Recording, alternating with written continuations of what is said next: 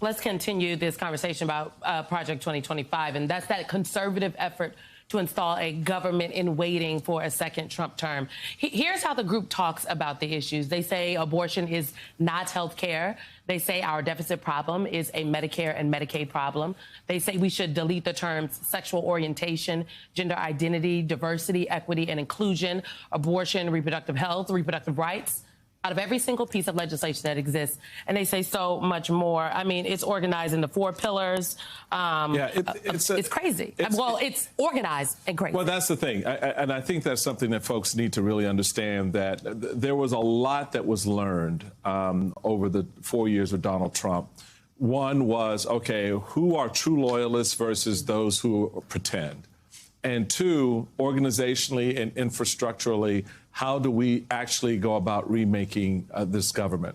And the way you start to remake the government is not through policy, it's through people. It's putting in the people who, are your ride or die.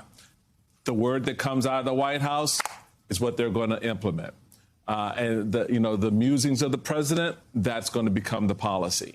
So this is what the Project 2025 stand-up is all about, standing this process up and then organizing it, not just the federal level, but also having it play out in at the state level as well, because you need the two in alliance with each other. And it's well coordinated, it's very smart, it's well funded.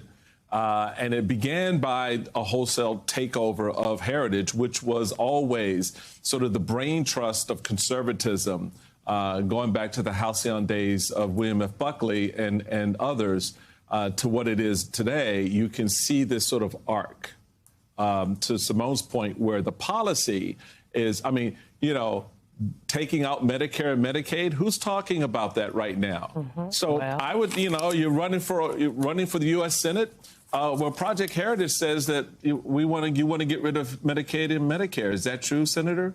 I mean, that's going to have to be the narrative in order to sort of stand up what they want to do against those senators, for example, who are going to be running in some tightly contested races. Right, make all of them actually own these policies and get on the record about whether or not they support them. There's something that was said to me this week by an expert on authoritarianism, that's sort of the ways in which even those of us who try to call out authoritarianism can still fall back into normalizing traps. So, for example, saying something like, if Donald Trump wins and he has 4 years in office, well, if he's saying he's going to be a dictator on year 1, what's to make you think that he's going to run fair and free elections 4 years in? So that when you're talking about something like Project 2025, it's because they think they have a lot of runway. They're not just talking about 25 through 29. They're talking about how they remake the U.S. government in their image. And that project is a much longer tail than any 4 years.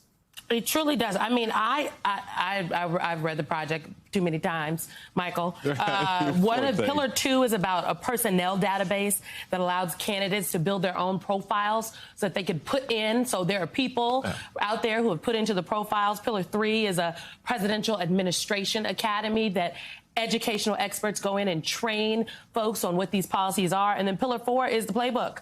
They're forming agency teams already. This is not your normal transition effort. This is a takeover.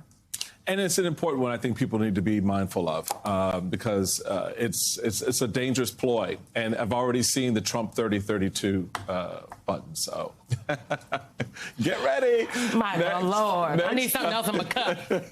I already got in mind.